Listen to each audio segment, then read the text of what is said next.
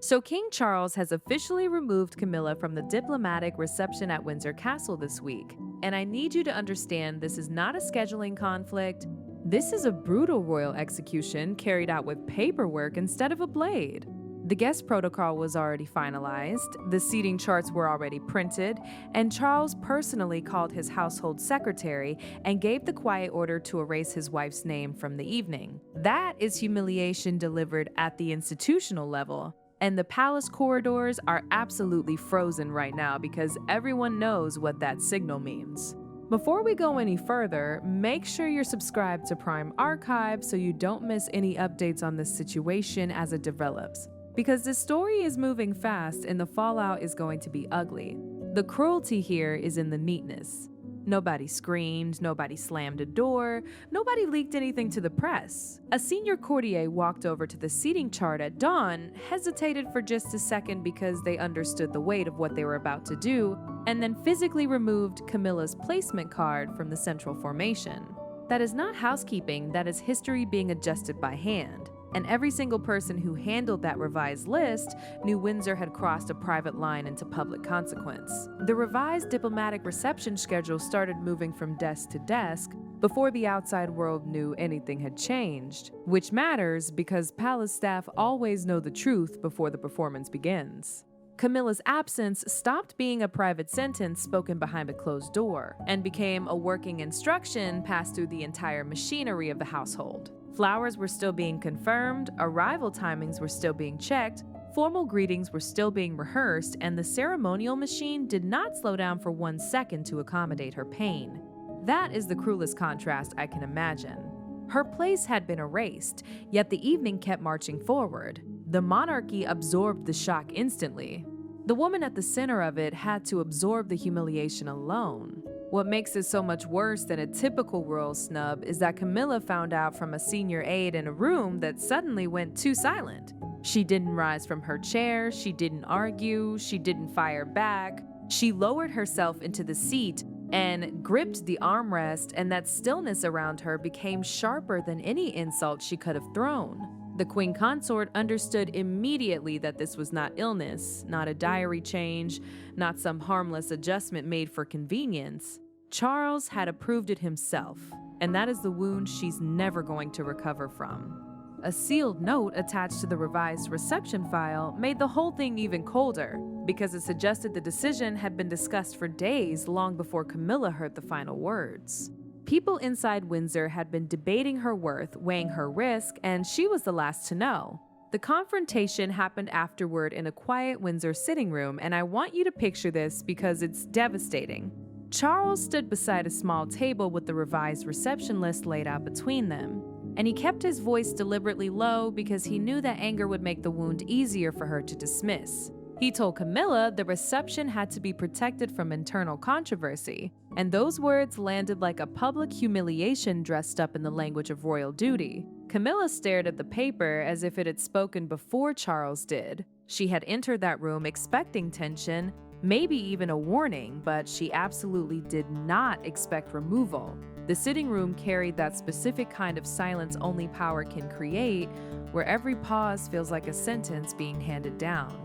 Charles had already reviewed the private memorandum that warned her presence could overshadow the diplomatic purpose, and he had already studied the final schedule showing exactly where everyone would stand, and the decision had moved from file to voice, from cold procedure to deeply personal pain. Camilla asked him directly whether William had pushed this forward, and for a moment, Charles said absolutely nothing. The prince hadn't needed to shout from across the palace because his concern had already entered the room before him. When Charles finally answered, he chose his words with surgical care, saying the issue was larger than one warning, one dinner, or one uncomfortable remark. A pattern had formed. Boundaries had blurred. Courtiers had grown uneasy. The household had begun to fear that Camilla's confidence was being read as authority she did not actually hold. Camilla reminded him of the years she had stood beside him when the world was cold, when the smiles were forced, when acceptance came slowly and painfully. Charles absorbed every single word because every single one was true. And then he set the guest list flat on the table and said the crown must come first. In that moment, love completely lost its power to protect her position. The root of all this traces back to a private diplomatic preview dinner that happened earlier. And this is where the whole thing really started to unravel. It wasn't a shouting match, it wasn't a scandalous leak, it wasn't a public mistake. It was a toast. Camilla lifted her glass during this small gathering, arranged to settle the tone and seating before foreign representatives arrived, and she spoke too confidently about representing continuity and guiding Windsor's diplomatic voice. At first, the words sounded harmless, maybe even loyal and useful. Then Charles heard the shift. She was no longer simply supporting him. She sounded as though she expected to help direct the tone herself. Palace protocol is never casual inside those walls, and to touch it too strongly is to touch power itself. Charles felt that danger move through the room before anyone dared speak. William didn't challenge her openly, and that made his reaction so much sharper. The prince sat opposite Camilla and placed his glass down without drinking, just a small movement that cut through that table like a blade. He had heard enough. He understood that one confident sentence could become tomorrow's argument, and tomorrow's argument could become a public question about who truly guided the crown. Camilla noticed him. Charles noticed him too. In that shared silence, the dinner changed from polite preparation into a quiet crisis. Senior courtiers felt the air tighten because they knew exactly what had just happened. Camilla's toast had crossed an invisible line by suggesting she was claiming a hand in the diplomatic tone of the reception. And that suggestion genuinely frightened the people responsible for protecting the monarchy's image. Charles remained calm outwardly, but his jaw hardened as the room moved on. He had spent literal years defending her place beside him, and now in one carefully spoken toast, that place had begun to look like an active risk. The private memorandum reached Charles shortly after that dinner, and this document is worth understanding because it's the mechanism that turned discomfort into action. It was a confidential written warning prepared for senior royal review, and it stated plainly that Camilla's presence could overshadow the reception's diplomatic purpose if questions about her influence followed her into the room. The paper didn't shout, it didn't accuse, it just placed the danger in front of the king and waited. That warning would have remained nothing but paper on a desk if Charles and Camilla hadn't come face to face behind that closed door. William's role in this is complicated, and I think people are going to misread it as revenge when it was actually something colder. The prince was not driven by personal animosity toward Camilla. He was driven by genuine fear that diplomatic partners would see internal disorder and mistake it for weakness at the heart of the monarchy. For William, this reception could not become another stage for unresolved family tension or another question about Camilla's influence. He believed the monarchy's image had to appear absolutely disciplined, especially when the world was watching Windsor for signs of control. Catherine sensed the same pressure but in quieter terms. She understood that Charles's decision had not appeared from nowhere, that it felt like the end of a warning that had been offered privately, ignored painfully, and finally returned with consequences. She urged restraint, but she also understood that symbols matter most when confidence is fragile. The future queen knew a reception could look perfectly elegant while carrying a hidden crack through every single greeting. After the removal was finalized, Charles and William met privately, and this is where the emotional weight of the decision really settled in. No aides stood between them, no official records softened their words, no palace language could turn pain into policy. This wasn't a briefing or a formal consultation or another controlled exchange inside the royal machine. It was a father facing the son who would one day inherit the consequences of every choice being made right now. William listened before he spoke, and that restraint gave the moment its real force. The prince had warned against allowing the diplomatic evening to become a symbol of confusion, yet hearing Charles admit the wound changed the entire room. The king said removing Camilla felt like cutting into his own life because she wasn't merely a name on a schedule. She was the woman who had stood with him through judgment, rejection, and years of private pressure.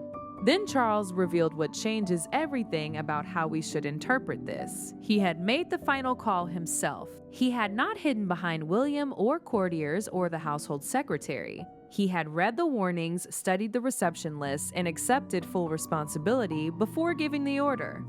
That admission transforms the removal from a palace maneuver into an act of kingship. Camilla had not been pushed aside by whispers alone. She had been removed by the monarch she trusted most. William softened visibly when he saw the exhaustion in his father's face. He wasn't blind to the suffering. He understood the decision had struck Camilla personally and Charles privately. Still, the future king did not retreat. He said the crown could not keep paying for hesitation, not when every unclear boundary invited another crisis.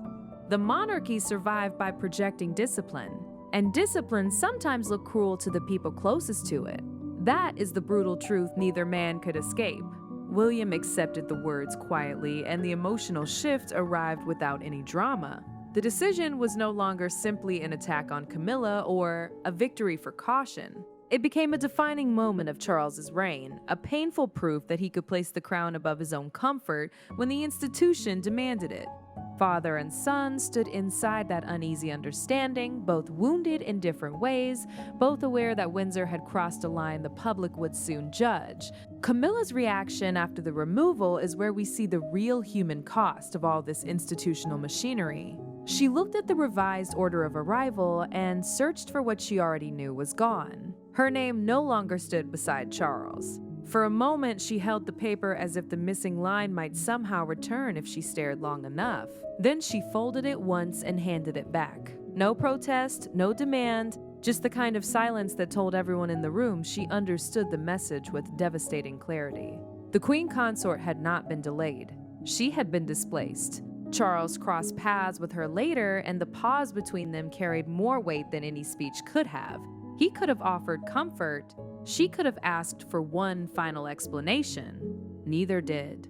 The king looked at her with the tired sorrow of a man who knew duty had become personal punishment, while Camilla carried the injury of a woman who realized love had not protected her position. The decision had already spoken for both of them. Aides received another instruction soon after, and this detail is chilling because it shows this is bigger than one night.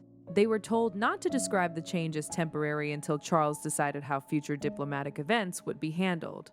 That warning makes the removal feel permanent, or at least indefinite, and Camilla now has to live inside that uncertainty. She remained within Windsor, but distance became its own sentence. She was no longer angry in the sharp, immediate ways she had been when the news first reached her. Something heavier had settled in. The Queen Consort understood that being physically close to Charles did not mean holding authority beside the crown. Proximity had failed to protect her place. Loyalty had failed to protect her position.